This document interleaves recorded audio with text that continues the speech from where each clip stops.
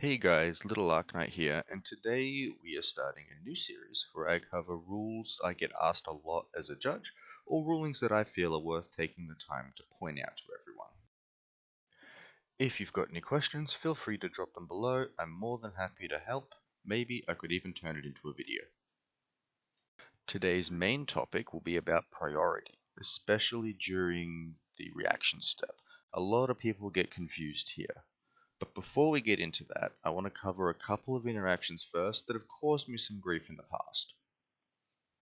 Before we get right into it, and I'm kind of hoping I don't need to say this, but please, if any of the rules questions I'm answering here you think is stupid, that people should know this already, just keep it to yourself.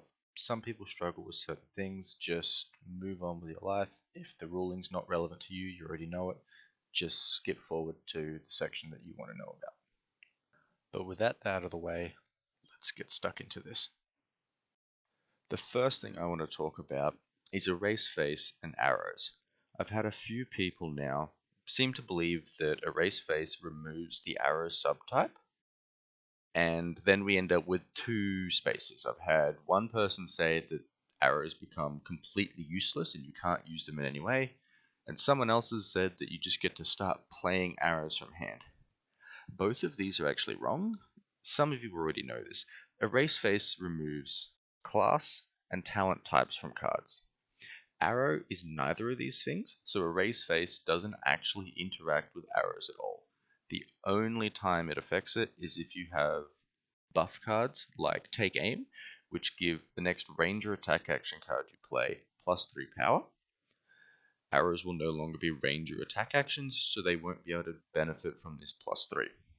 But they still function as arrows. You can still only play them from your arsenal. Bows are able to load them. You'll still draw a card with Death Dealer. All of that stays the same. The next interaction I want to talk about is interactions with Spectra. The Spectra's not been super relevant in the meta recently because Prism reached Living Legend.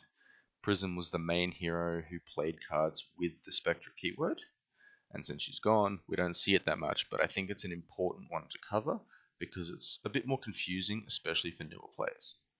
So Spectra reads, the aura can be attacked. When it becomes the target of an attack, destroy it and close the combat chain. The attack does not resolve. Which sounds simple enough, right? You attack the aura, it dies, you move on with our life. But there are a couple things here that actually make it a little bit more complicated. Most importantly, the line, the attack does not resolve. So if you were to attack an aura with a card like Head Jab, which is a 0 for 3 go again, the go again doesn't actually resolve, so you never gain an action point, which makes it difficult to continue your turn because you can't play actions.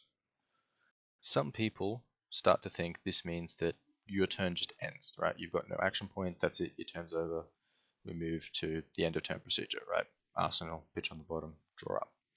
This isn't true either. You do have the ability to continue your turn for playing instance, or if you have a way to gain an action point at instant speed, thanks to cards like Spellbound Creepers or Blink, or if before you attack the aura you activated a card like Time Snap Potion. Another interaction that was quite infamous with Spectra was the interaction between Rune Chants. Because weapons and attack action cards behave differently on the combat chain, because weapons have an activated ability, you're not playing an attack. Rune Chants didn't trigger if you attacked with a weapon into something with Spectra. Rune Chants have since received an errata, so now they will trigger even when you attack with a weapon into Spectra. But this is important to know for more experienced players who were familiar with the old ruling pre-errata. If you're a new player, you don't have to worry quite so much because there's no change here for you. But those experienced players, just please remember, Rune Chants will trigger when you attack with a weapon into an aura with Spectra. That's all I want to cover for Spectra right now, but you can definitely expect more videos mentioning Spectra in the future as it does create a lot of awkward situations. But with this out of the way, let's get into the main topic, priority. If you've come from another TCG like Magic, you've probably heard the term priority and you know what it means. If you're new to TCGs or you just haven't heard of the term before, priority basically means when you can play a card. The short version is when you have priority, this is when you are allowed to play a card. Priority can be confusing for new and experienced players alike, especially when you're dealing with wizards because they interact at instant speed a lot more often, so it's important that you understand when you can play a card and when your opponent can play a card, not only for a rules violation perspective, but also for a strategic perspective. It is worth noting you can only play action speed effects on an empty stack. For this explanation, assume I'm talking about instant speed effects, which includes reactions. So at the start of your action phase, if it's your turn, you are the turn player, you will have priority. If any triggers occur at the start of your turn, you will first have priority to respond to those triggers, then your opponent will have an opportunity to respond to those triggers before they resolve. You are able to retain priority after you play a card or activate an ability. If you choose not to respond to your own card or ability, your opponent gains priority and is able to respond to that card or ability. Vice versa, if your opponent plays a card, they are able to retain priority to respond to their own card or activated ability. If they choose not to, then you gain priority to respond to that card or ability before it resolves. As the turn player, if you pass priority on an empty stack, your opponent may play a card or activate an ability. If they do not, we move through to the next step, and if there is no active combat chain, the action phase ends. Okay, so now let's take a closer look specifically at the reaction step, because I see a lot of people getting confused here. Let's take an example to do this. Let's say you play Snatch. The steps we have to move through are the layer step, attack step, defense step, reaction step, damage step, and resolution step. These are a lot of steps, so we're not going to talk about each individual one because there's a lot of repeatability amongst them. We're going to focus on the reaction step. So you've played Snatch, your opponent declares no defense, and both players agree to move to the reaction step. You pass priority, declare no reaction, and your opponent plays Fate for Scene. You declare no response, allow your opponent to opt 1. You then regain priority as the turn player and may play Razor Reflex. If you choose not to play any further reactions in response to your own reflex, your opponent gains priority. They choose to play no response, Razor Reflex resolves. If both players now pass priority, we move on to the damage step. Snatch hits, dealing 3 damage. Move on to the resolution step. Snatch triggers, you draw a card, and it also triggers the effect again from Razor Reflex to go again, gaining you an action point.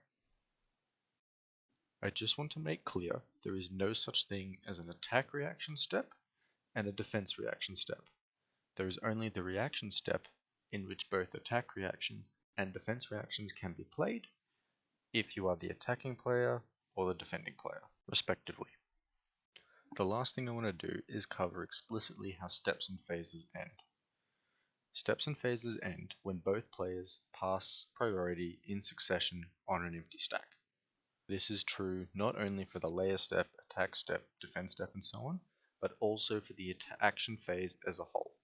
If you pass priority, and your opponent passes priority when there is no open combat chain, the action phase will end. If it's your turn, and you pass priority on an open stack, no active combat chain, your opponent passes priority, you can't now change your mind and say, oh no, wait, I want to do something. Both players have passed priority, we move out of the action phase and into the end step. You may arsenal a card, put your pitch on the bottom, and draw up to your intellect.